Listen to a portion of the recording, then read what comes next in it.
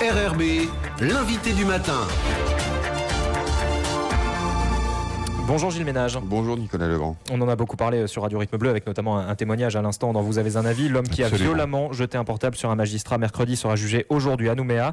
Et vous recevez pour en parler le délégué territorial de l'USM, l'Union syndicale des magistrats. Le délégué régional de l'USM, le principal syndicat de magistrats en France, Christian Pasta, bonjour. Bonjour. Et merci d'avoir accepté notre invitation ce matin. Cet incident d'audience, puisque c'est comme ça que ça s'appelle, c'est tout simplement du jamais vu en Calédonie.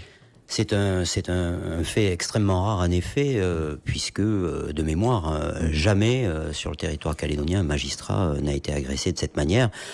On a malheureusement l'habitude d'avoir des phénomènes d'outrage à l'audience, des réactions à la suite d'un délibéré de la part du public, de la part des familles, mais ça c'est une réaction qui est somme toute normale, mais des faits de violence de cette nature, non. C'est un incident qui a provoqué une véritable sidération dans la salle au moment où ça s'est produit. Tout le monde a été étonné. On en a entendu tout à l'heure l'auditrice qui était là, qui était dans la salle, qui a dit avoir eu très peur. C'est normal. Tout le monde a été absolument stupéfait de cet incident. Eh bien, d'abord, l'enceinte judiciaire, permettez-moi l'expression, c'est une enceinte sacrée. Donc, il est totalement inadmissible que de telles violences se produisent dans une enceinte judiciaire. Ensuite, la surprise, effectivement, la sidération, comme vous dites, du public, des magistrats. On a une collègue qui était donc assesseur à côté du président Soubeyran, qui a été totalement terrorisé par cet acte. Et donc, effectivement, il y a eu une réaction de stupeur incroyable au niveau de la salle. Et c'est, encore une fois, c'est un phénomène qui est tellement rare que, bien sûr, ça choque à la fois le public, mais aussi les magistrats et fonctionnaires qui sont présents et qui concourent à l'œuvre de justice. Alors Thierry Soubeyran a été hospitalisé, il a 4 points de suture, c'est ça ? Oui, tout à fait, 4 points de suture. Comment va-t-il ? Alors, il va bien. J'ai eu un mail ce matin, je l'ai eu hier au téléphone. Il va bien sur le plan physique. Il a évidemment quelques douleurs. Il veut reprendre ses fonctions dès lundi. Et après, reste à savoir si des séquelles psychologiques, sur le plan psychologique, sont à craindre ou pas. Pour l'heure, ça va. Mais il a été lui aussi particulièrement choqué par ce qui s'est passé. Monsieur Soubeyran, c'est un magistrat digne, qui est totalement impartial. Vous savez, on a parfois des donneurs de leçons et lui, c'est quelqu'un qui est relativement posé, qui est calme, qui explique ses décisions. C'est un magistrat qui œuvre avec beaucoup de retenue dans ses fonctions. Et effectivement, il a été évidemment surpris parce que cette condamnation qu'il prononce, c'est ce qu'il fait quasiment au quotidien, et c'est la réponse judiciaire à un acte de délinquance. Alors que les familles, que les prévenus soient parfois dans une démarche hostile par rapport à la décision qui vient d'être rendue, c'est un peu normal. Il y a toujours un mécontent dans un procès pénal. Mais parfois dans le public, il peut y avoir quelqu'un qui, au contraire, est mécontent parce que la peine n'est pas assez lourde. Tout à fait. Quand on est du côté de la victime. Absolument, ça joue des deux côtés. Et à partir du moment, on a l'habitude de ce type de réaction. Il y a des délibérés de cour d'assises, notamment, qui sont particulièrement houleux. Mais de là à passer à un acte de violence physique, encore une fois, c'est quelque chose d'extrêmement rare. Alors, qu'est-ce qu'il faut faire, Christian Pasta ? Est-ce qu'il faut on a posé la question à nos auditeurs, la question opinion, et ils sont unanimes à dire qu'il faut renforcer les mesures de sécurité autour de l'accès à la salle d'audience, mais on ne peut pas interdire les téléphones portables. Ça paraît une usine à gaz un peu quand même. Alors, ce qu'il faut savoir, c'est que les mesures de sécurité dans l'enceinte judiciaire de Nouméa ne peuvent légitimement aller au-delà de ce qui existe à l'heure actuelle. Les chefs de cour ont mis en place des mesures très strictes en matière de sécurité. Nous avons un filtrage à l'entrée du palais de justice par la voie d'accès, avec des vigiles qui fouillent régulièrement les gens.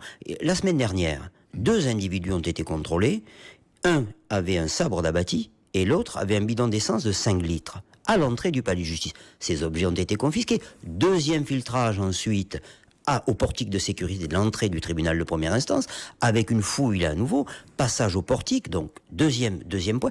3e point, les vigiles qui sont présents dans l'enceinte judiciaire, le policier réserviste qui surveille la salle d'audience, et je crois que aller au-delà comment faire aujourd'hui pour demander aux gens de laisser leur téléphone portable à l'entrée. Alors, il est évident qu'on doit couper son téléphone portable, on ne peut pas enregistrer les débats, etc. Mais, au fond, quelles mesures peut-on prendre au-delà de ce qui est fait à l'heure actuelle? Il ne faut pas oublier non plus que les chefs de cour, qui sont encore une fois très vigilants, et les chefs de juridiction, bien sûr, qui sont encore une fois très vigilants dans ce domaine, ont décidé de réunir la semaine prochaine un CHSCT pour écouter la parole d'hygiène et de sécurité. Oui, c'est ça, tout à fait. Pour écouter la parole des fonctionnaires, pour écouter la parole des magistrats. D'abord pour avoir un retour de cet événement, et puis écouter ce qui peut être mis en place. Mais nous avons un baromètre social qui est réuni par les chefs de cour très régulièrement. Nous avons des comités de surveillance qui sont réunis très régulièrement.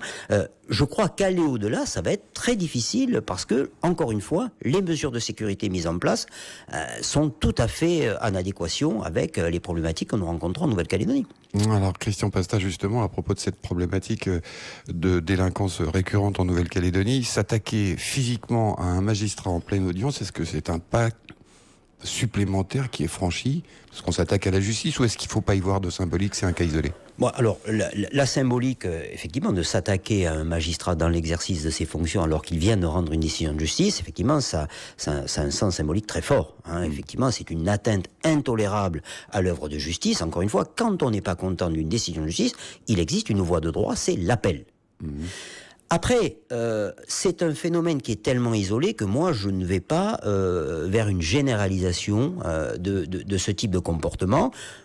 Nous n'avons pas eu, pour l'heure, d'événements de cette nature. Je crois qu'il ne faut pas généraliser. Je crois que c'est une réaction épidermique d'un individu qui n'a pas supporté que son propre frère parte pour 20 mois d'emprisonnement. Après, au-delà, non. Pour violence conjugale, on va le rappeler, puisqu'il avait frappé sa compagne. Tout à fait.